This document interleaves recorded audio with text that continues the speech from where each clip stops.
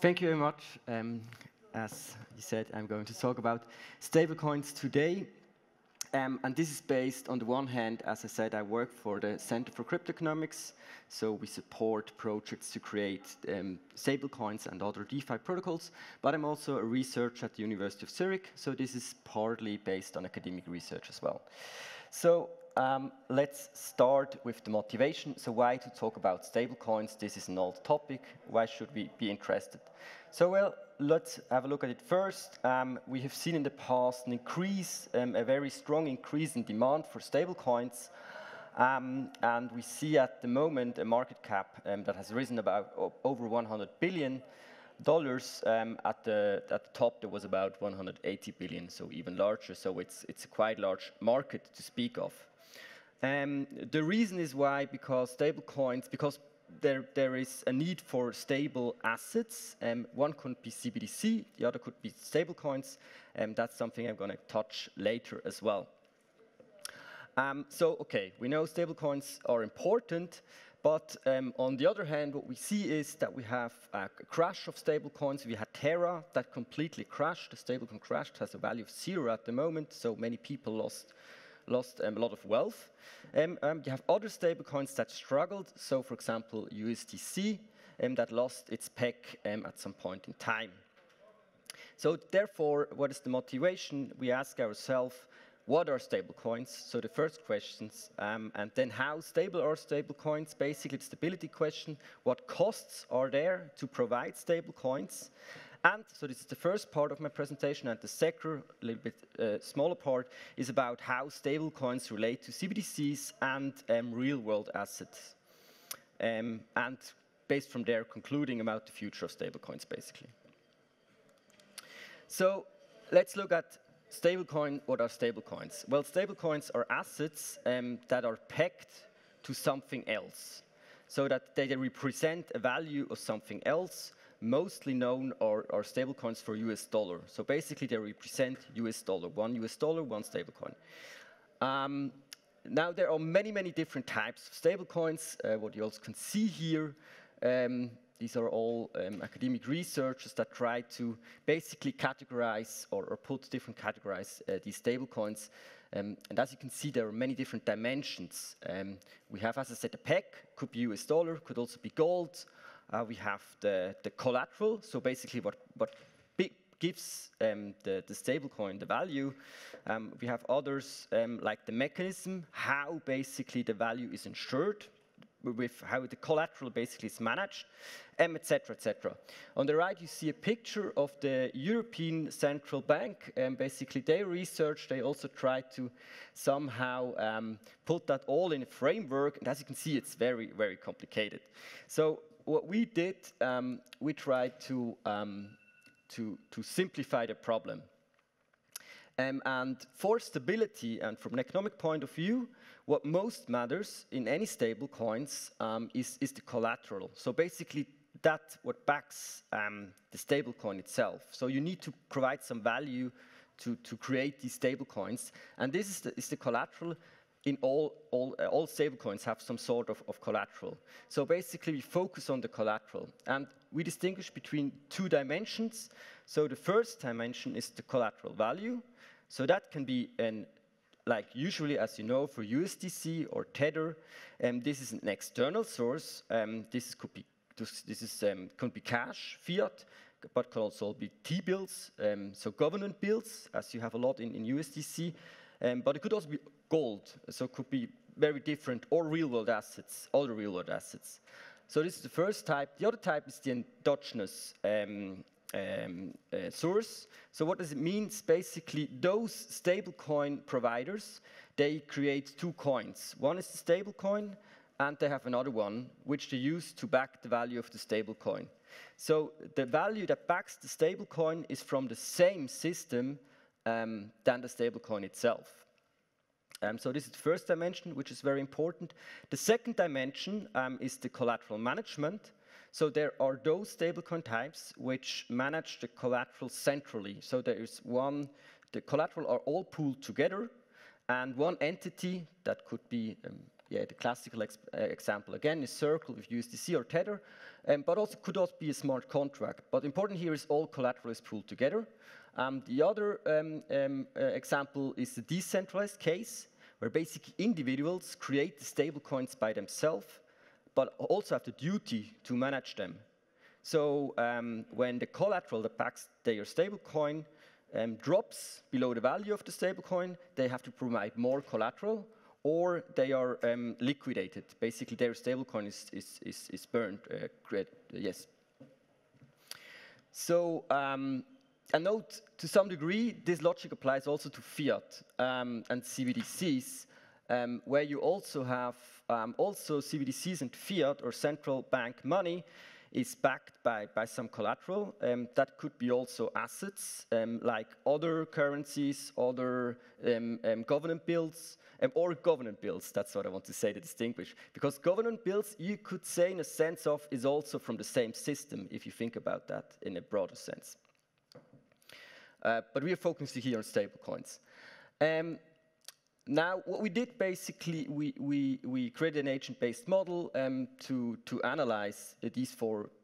We simplified these stablecoins and analyzed these four types to see basically under which condition they are stable and in which not.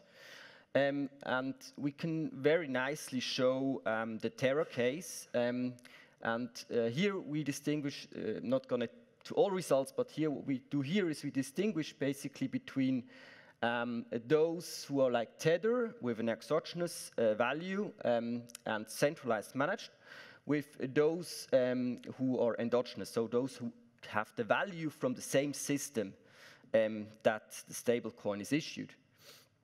And what you can see if we implement a shock, so here we have like a positive shock, a green, and a negative shock in red.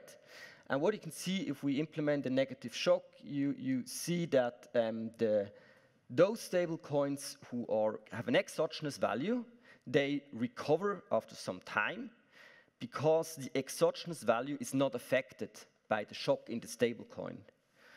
On the other hand, if the value comes from the same system and is centralized managed, you see quite fast that they crash.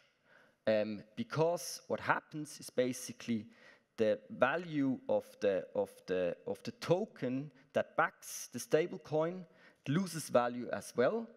So this basically leads to a death spiral, because then the stable coin will have less trust, so the stable coin will lose value again, and then you have that turns to zero basically in the end. So to say, in short, when you look at these four types of stable coins, the centralized versus decentralized dimension, that solves the bank run issue. Basically, what we sit with Tether or USDC was a bank run, basically, and this dimension solves the bank run problem. The reason is because the individuals are self-responsible for their collateral, and they can withdraw the collateral all the time. So you don't have this first come, first serve problem, which is the bank run problem. But on the other hand, it's not the best solution whatsoever, because it comes at a higher cost. You need an over-collateralization usually with these kind of tokens. When you look at the second dimension, which is the exogenous versus endogenous, here is what I explained before. There we have the death spiral argument. Basically, those who are endogenous, they are more prone to death spirals. On the other hand, they are those kind with their own tokens, and they are independent. They don't depend on another asset. That could lead to other problems. So if you are depending on another asset, if that asset gets a problem, your stablecoin could have a problem as well. So these are basically the main trade-offs that you can see here. And important is as well that, like the synthetics case, which is decentralized and endogenous, did not crash in our simulations, even though the value in these systems comes also from the same system. But because they're decentralized, the mechanism could solve that problem, at least in our simulation. And they survived for quite a long time as well. So basically, yeah, these are the main trade-offs that we found basically in our research, so to say. Now what I want to do is basically talk a lot about stablecoins, now to try to bring that a little bit into the broader picture of CBDCs and real-world assets. There is an interaction, obviously, between stablecoins, real-world assets, and CBDCs. So CBDCs are central bank money, basically issued money. So they are directly backed with fiat, and again, as I said, fiat again is backed with some other collateral. So it's quite related. So the question is then, well, why is it important? How does real-world assets? Why are stablecoins important when we have CBDCs? So firstly, we need to consider that we talk a lot about tokenization in this here at the BLOCKCHANCE. And real-world assets, they are in particular efficient or all on blockchain if you can put everything on the blockchain. So if you don't have the friction between off and on-chain. So real-world assets, if we tokenize them, we also want to pay out the coupons or payments or dividends, sorry, using on-chain. And that requires, so this is the first step to realize that requires either stablecoins or CBDCs. And now it depends where are these CBDCs.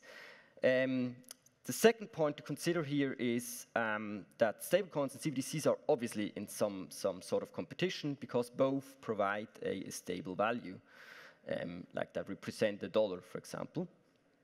And the third thing here to realize is basically that real-world assets increase the liquidity. So for now, if you want to trade a share or some assets, you need to go through a bank needs to settle that transaction, etc., etc., etc. So it takes some time from the transaction, from sending and receiving. With tokenization of real-world assets, these frictions are gone, basically. You can immediately settle, so that increases liquidity and increases the need for cash. Why should I hold much cash?